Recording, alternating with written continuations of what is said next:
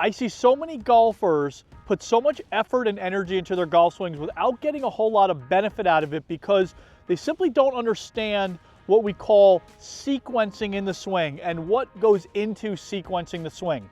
So first, let me just talk to you about what sequencing is. At its base level, sequence just talks about order of events that happen in the golf swing. So what goes before, one segment goes before another one. What order of events should happen in terms of rotation and movement in the golf swing.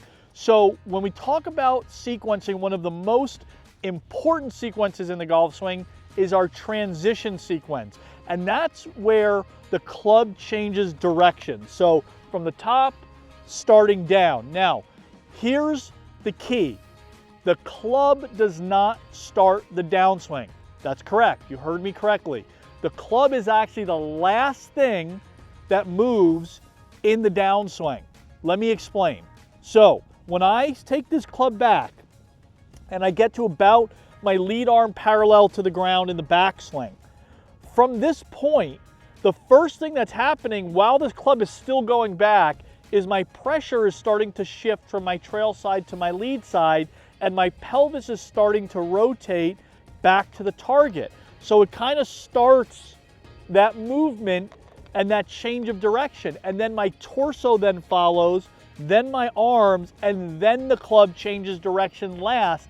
And that's what puts a lot more energy into the golf swing. So instead of getting up to the top, and what I see a lot of golfers do is put a lot of energy and effort into their arms and the club, so their swings kind of look something like this, where I just get up here, I get up to the top of my swing, and it's all arms, and I put a lot of effort into that, but the ball really didn't go very far. That ball probably went about 220 yards, something like that.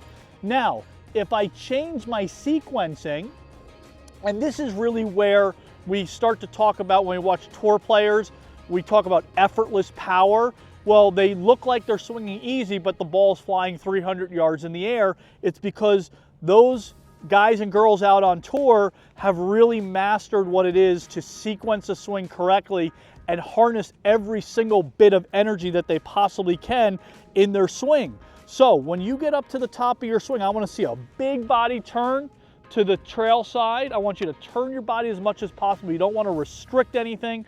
And then the first thing that should start the downswing is our lower body and our pressure shifting from the trail side to the lead side. So by doing that, I'm going to get a much bigger turn,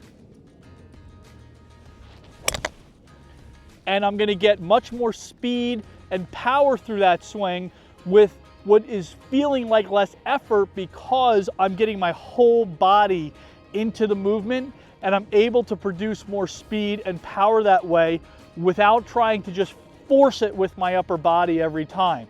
So the next time you go out and play, I want you to focus on, when you get this club up to the top of your swing, I want the first thing to move is your lower body. That's all I want you to feel, and everything else will follow from there, and you'll start hitting that golf ball further and enjoying the game more.